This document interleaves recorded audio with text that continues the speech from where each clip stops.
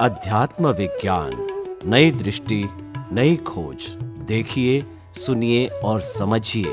अध्यात्म विज्ञानी पूज्य स्वामी श्री कमलेशानंद जी के निर्देशन में सनातन सत्य का अनुसंधान कर जीवन को प्रकाशित करें। चेतन ने अज्ञान आयु क्या थी? तो के चेतन जे छे एनी ज्यारथी शरूआत थाय छे त्यारथी ज ए गाढ़ अज्ञानथी आवरायो छे। शरूआतथी जेने जैन परिभाषामां निगोद शब्द वापर्यो छे। शुं वापर्यो छे? निगोद। निगोद એટલે જેમ સોનાની ખાણમાં સોનું નીકળે એ ખાણ જેને કહેવાય એવો અહીંયા નિગોદ સમજી લેવાનું, બરાબર છે?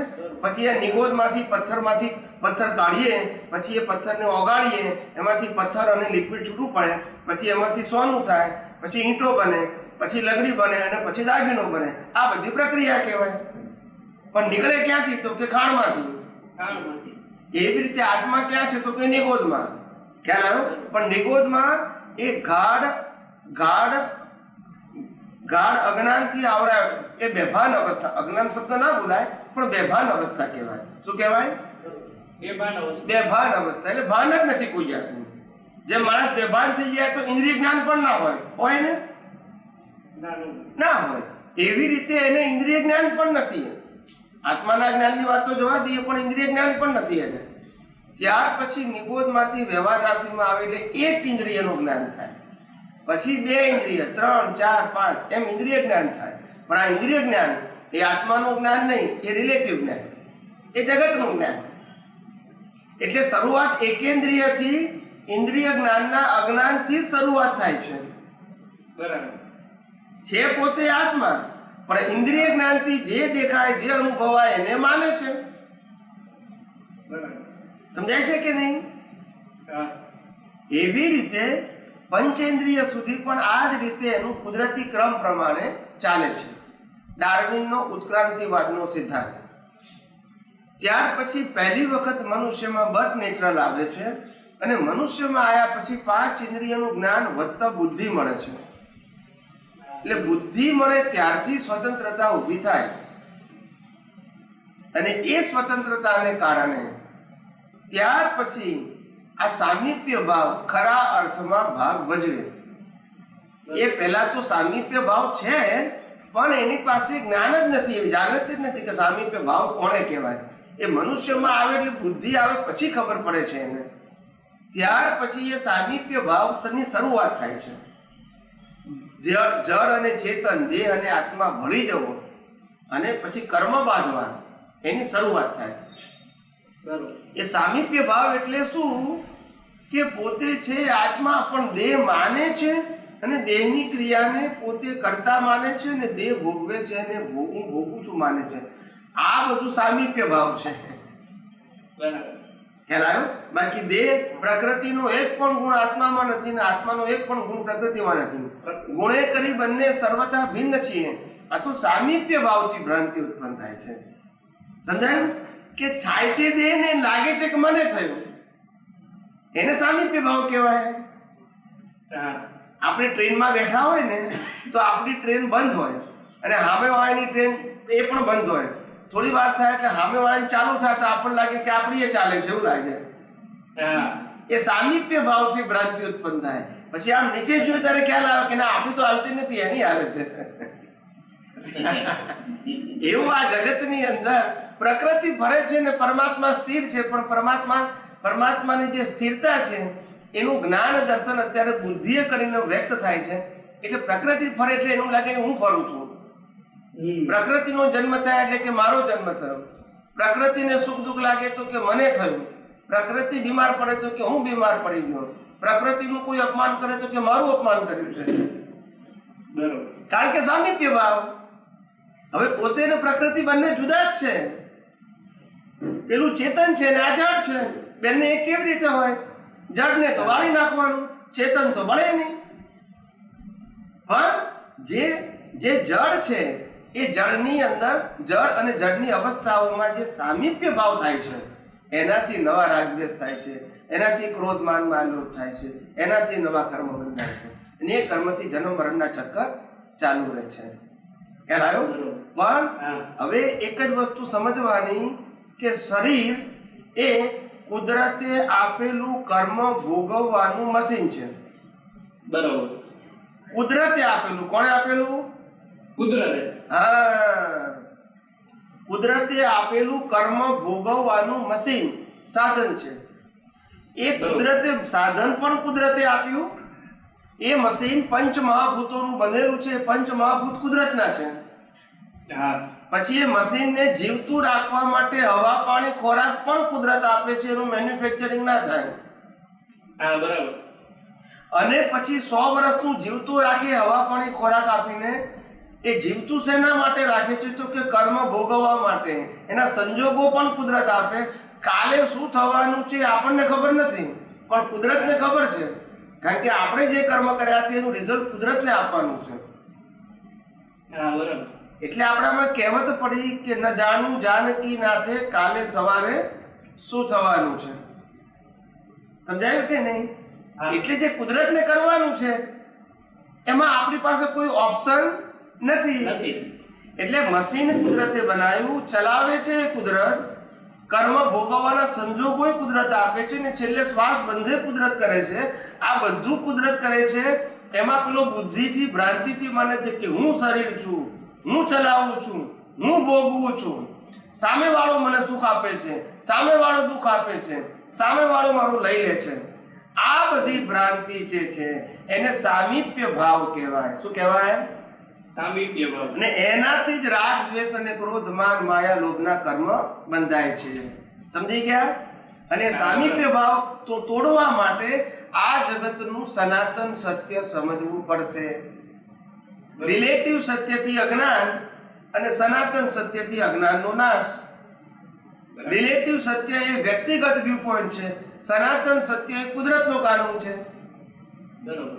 એટલે કુદરતનો કાનૂન જો સમજીએ તો પછી અજ્ઞાન રહે નહીં, તો પછી રાગદ્વેષ થાય નહીં, તો પછી ક્રોધ, માન, માયાલોભ થાય નહીં, તો પછી કર્મ બંધાય નહીં, અને તો જન્મ મરણ થાય નહીં, અને તો આત્મા ક્યાં જાય? સિદ્ધ ક્ષેત્રે જાય. હવે સમજાયું કે નહીં? हाँ, बरोबर. स्वामी जी, 2 सिचुएशन है. विज्ञान बौद्धिक स्तर पर समझ में आ गया, लेकिन 2 सिचुएशन है वहाँ पर चार्ज और रिचार्ज समझ में नहीं आता. पहली सिचुएशन है कोई घटना हो रही है जहाँ पर रिचार्ज भी चल रहा है, उद्वेलित है, उदय चल रहा है, वहाँ पे आप बोल भी रहे हो, झगड़ रहे हो, आप एक्शन भी कर रहे हो. वो जब होता है और होने के बाद जब वापस बहुत जल्दी वापस शांति आ जाती है, वो भी उदय करते हैं, बट वो होने के बाद भी समझ में आता है ये सारी प्रकृति की, शांति वाला भी करता है, आप भी करता है. लेकिन उसके अंदर जब वहाँ पर वहाँ पर चार्ज और एक डिस्चार्ज, वहाँ फर्क नहीं समझ में आता. दूसरा,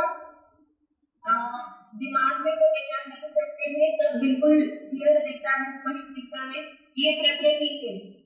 बोल रहे हैं शुरू से बैठे, ये सब कुछ प्रकृति है उदय करने में.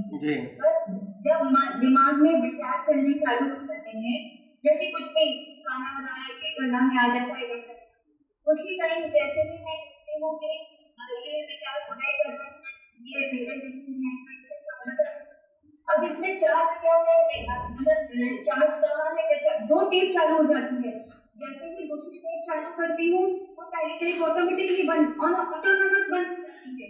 तो समझ में नहीं आता है डिस्चार्ज कहाँ और डिस्चार्ज कहाँ पर. क्या ये भी डिस्चार्ज हो सकता है तो बराबर की नहीं है, ये विचार के तो वो फिर वो दूसरी टेप क्यों बंद हो जाती है, वो भी तो चलनी चाहिए. कैसे फर्क कैसे समझ में आए मैं और प्रकृति. How to define understand that सूक्ष्म जहाँ पर है वो क्लैरिटी उसका नहीं आ रहा है. समझ गए, कोई बात नहीं. आपने रोबोट के बारे में मालूम है? रोबोट हाँ. रोबोट कैसे काम करता है? उसमें जो फीडेड होता है वैसे काम करता है, उसकी सिम में मतलब इसका प्रोग्राम सेट किया होता है ना. और प्रोग्राम के मुताबिक हाथ पांव आंखें सब कुछ काम करता है, उनको सेंस भी होती है आवाज से, आंख से, मतलब प्रोग्राम होता है, आप समझे ना। और प्रोग्राम के मुताबिक वो काम करता है, उसमें चेतन है नहीं। उसको चिंता होती है नहीं होती। इसको भय होता है भय भी नहीं होती। इसको भीख होता है नहीं होता है। और उसकी लाइफ कहां तक होती है? जब तक वो मशीन भी चलने वाली है, मतलब जब तक उसको अपने जब तक इसके अंदर पावर है वहां तक। हाँ। और पावर खत्म हो गया तो डिसमेंटल हो जाएगा। डिसमेंटल हो जाएगा। ऐसे हमारा मन वचन काया है, वो भी पिछले अवतार के कर्मों से, प्रोग्राम से बना हुआ है। और ये प्रोग्राम के मुताबिक मन वचन काया एक्ट करता है। बिल्कुल सही। और ये सब सेंसेस जो फील करती है वो भी प्रोग्राम के मुताबिक है। सही। आपको जो पसंद होता है आंखों को देखकर, वो दूसरे को पसंद नहीं भी आता है। Yes. तो क्योंकि आपका प्रोग्राम है ना। Yes. ऐसे सुनने में भी जो चीज आपको अच्छी लगती है, दूसरे को सुनने का भी पसंद नहीं होता है। Yes. क्योंकि आपकी बिलीफ है ना, आपका प्रोग्राम है ना। जी। ऐसे हमारा मन वचन काया पिछले अवतार के प्रोग्राम से बना हुआ है। From birth to death our mind, speech, action are pre decided. जी। सभी प्रकार की क्रिया वो फिक्स है। क्या है? फिक्स। कल क्या होने वाला है वो कुदरत को मालूम है, हमको शायद मालूम नहीं है, मगर कुदरत को मालूम है, क्योंकि रिजल्ट उसको देना है, संजोग इसको देना है। हमको तो वो संजोग को फॉलो करना है विदाउट चॉइस। बिल्कुल। तो ये अपना मन वचन का है। मैंने अगले प्रश्न में उत्तर में दे दिया कि ये मशीन है, nature made and nature operated. माने कि ये समझ में ये क्लियर है बिल्कुल। हाँ। उस टाइम पे वो चार्ज जो हम कर रहे हैं, कोई परिस्थिति में जो विचार चलता है, और विचार करने से मैं देखने की कोशिश करती हूँ कोई ऐसा आप समझिए मैं किसी की बुराई ऐसे विचार करता है, इसने ऐसा क्यों कर दिया, ऐसा क्यों कर दिया, अपन प्रति कमेंट बोलते हैं इंसान, या हम बोलते हैं कि हम ऐसे मिलते हैं, वो विचार बंद हो जाता है। नहीं, एक मिनट प्रतिक्रमण करो कि नहीं करो प्रश्न नहीं है। आप इसको प्रोग्राम की तरह क्यों नहीं देखती हो, बताइए। तो देखने को समझ तब समझ में आएगा, मैं देखने का समझ। मैंने देखने की तो बात की, मैंने कोई क्रिया मेरा आप बंद करो चालू करो ऐसा तो मैंने नहीं कहा। नहीं। मैंने क्या कहा, प्रोग्राम का मतलब क्या है कि राम को लड़ना है तो लड़ना है। हाँ। ठीक है, राम को हरण के पीछे दौड़ना है तो दौड़ना है, राम को वनवास जाना है तो जाना है, प्रोग्राम है। अभी आप इसको प्रोग्राम को स्वीकारो या ना स्वीकारो, ऑप्शन होता है? नहीं होता। तो प्रोग्राम को प्रोग्राम की तरह देखो ना। प्रोग्राम को मैंने किया, मेरे को हुआ, ऐसा क्यों मानते हो? माने कि एक्शन में हो रहा है, शब्दों में हो रहा है, विचारों में नहीं आ रहा। विचारों में क्यों नहीं कर रहा? मैं वही तो कहता हूँ, ये सूक्ष्म ये विचार है, वो भी तो प्रोग्राम है, वही तो मैं बता रहा हूँ आपको। तो ये विचार चालू होता तो वो विचार बंद हो जाता है। कौन सा विचार बंद? जैसे ही कोई विचार आया कि इन्होंने मुझसे गलत बोला, ऐसा नहीं बोला थी, तुरंत वैसे के वैसे मैं विचारों से मिले तो ये विचार मेरे नहीं है, मैं शुद्धात्मा हूँ। तो जैसे ही मैं ये बोलती हूँ वो विचार बंद हो जाता है। तो क्या ये भी उदय कर रहे हैं? जब ये मैंने बोला भी उदय कर रहे हैं।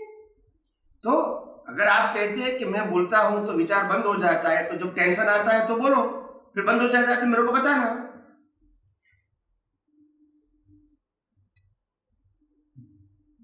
वो उस वक्त तो नहीं होता है। उस तक तो नहीं होता है, तो उस तक क्या होता है फिर? उसकी घटना के तुरंत बाद हो जाता है। तो इसीलिए मेन थिंग ये है कि हम इसको रोबोट की तरह देखते नहीं है, ये प्रोग्राम की तरह देखते नहीं है, हम इसको अलग देखते नहीं है, और हम इसमें जुड़ जाते हैं, और इसीलिए हमारे दृष्टि में पजल शुरू हो जाता है। हालांकि पजल नहीं होना चाहिए, क्योंकि ये परिणाम है, और परिणाम को हम लोक दृष्टि से देखते हैं, बस ये तकलीफ है। तो स्वामी जी जो जैसा भी अच्छा बुरा आध्यात्मिक कुछ भी है, वो सब कुछ उदय कर्म मान के चले, उसको बस ही चल रहा है। You are aware of everything, that is your. हाँ, अवेयर का आपको अवेयरनेस का मतलब होता है माइंड, स्पीच एंड एक्शन, बुद्धि, चित्त एंड अहंकार, ये 6 चीज जो है वो कुदरत के हाथ में है राइट नाउ। और कुदरत का कंट्रोल क्यों है? क्योंकि चार्ज तो आपने कर दिया था, अभी डिस्चार्ज में आपके पास कोई चॉइस नहीं है। जैसे आपने एग्जाम दिया, ठीक है, और एग्जाम में आपने उस समय आपको बुखार आ गया, आप ब्रिलियंट थी पढ़ने में मगर बुखार आ गया और आपको याद भी कुछ नहीं आया, तो आपने 100 में से 25 मार्क का लिखा, आउट ऑफ 100 25 मार्क्स का आपने लिख दिया, ठीक है। अभी 1 महीने के बाद आपका रिजल्ट है, उस समय आप स्वस्थ हैं और जो आपने एग्जाम दिया उसका 95% आपको आता है, ठीक है। एट द टाइम जब रिसीव करने जाते हैं रिजल्ट को, उस समय आपको वो प्रश्न पत्र का 95% उत्तर आपको 100 मालूम है, और वो भी पढ़ के नहीं, आपकी क्वालिफिकेशन के आधार से मालूम है, मगर वो बुखार के आधार से वो नहीं हुआ। तो आप जिस समय आप रिजल्ट लेने के लिए जाएंगे, आपको 95% तो उत्तर अपने आप भी आता है आपको, तो अभी मार्क कितना आएगा? 25%। क्यों? पेपर तो वही लिखा है। नहीं, मगर आपको तो जब रिजल्ट ले लेके जाते तो आपको सब कुछ आता है। टाइम कर दिया, दे दिया। That's it। तो यही तो बात समझनी है, हमने प्रश्न पत्र दे दिया है, आंसर पत्र दे दिया है कुदरत को, और अब ये मन वचन काया सिर्फ रिजल्ट के लिए है। I understood, आपका जो लॉजिक है वो बिल्कुल समझ में आ रहा है, वहाँ कहीं प्रॉब्लम नहीं है लॉजिक को। लॉजिक आ रहा है चार्ज और डिस्चार्ज में, when I mind is working and वो अगर कहीं ऐसा लगता है कि हम विचार कर रहे हैं तो हम तुरंत बोलते हैं, ऐसा मैंने सुना है आपके में कि हम तुरंत उसको, चलो हमारे मन में कि ये विचार मेरे नहीं, मैं अलग हूँ, ये अपना रिचार्ज, ये डिस्चार्ज हो रहा है, क्या ये भी उधर ये बोलना दिमाग में क्या ये भी उधर करते हैं, वैसे कितना ये क्या रेट है यार। हाँ बताओ मैं आपको, देखो मैं सत्संग में बार बार कहता हूं कि मन वचन काया और उनकी कोई भी अवस्थाओं को, चाहे विचार के रूप में है, चाहे वाणी के रूप में है, चाहे एक्शन के रूप में है, या तो इंद्रियों से दिखती हुई पूरी दुनिया, इसके अंदर हमको इन्वॉल्व होना नहीं है और टच होना नहीं है। ऐसा हमारा ज्ञान दर्शन होना चाहिए। I got your point. अगर जितना इन्वॉल्व होंगे रिलेटिव सत्य में, they create so many puzzle in your life, उसका कोई सॉल्यूशन नहीं है। जब राम ने प्रश्न किया होता उनके पिताजी और माताजी को कि भाई हे पिताजी आप महान पुरुष हैं और हे माताजी आप भी महान हैं, और आपने मेरे पिताजी की आपने सेवा किया और आपके पति की आपने सेवा किया और पति ने आपको वरदान दिया, वहां तक तो मैं ठीक समझता हूं कि आप दोनों का ट्रांजैक्शन है, मगर आप दोनों के ट्रांजैक्शन में मेरे को क्यों भेजते हो 14 साल होने, ये मेरे को समझ में नहीं आता है। Where is I am in between you, ये प्रश्न राम ने नहीं किया, बोलते नहीं है। There is no mistake physically, there is no mistake of Ram in between Kaikai and Dasharath ji. Am I right or wrong? मगर जब प्रोग्राम हो गया है, we accept the program। निमित्त कोई भी है, दशरथ भी है, कैकेयी भी है, मगर ये प्रोग्राम तो राम का था, वो तो निमित्त है। So they accept it without blame and claim। उसी को कहते हैं समभाव। Don't enter it and involve it, right and wrong, no। It is to be called a program। But when you enter, अगर आप बुद्धि से एंटर होंगे और फिर सोचेंगे भाई इसमें मेरी गलती कहाँ है, भाई मेरे को क्यों जाना चाहिए, ये आपके दोनों का प्रॉब्लम है।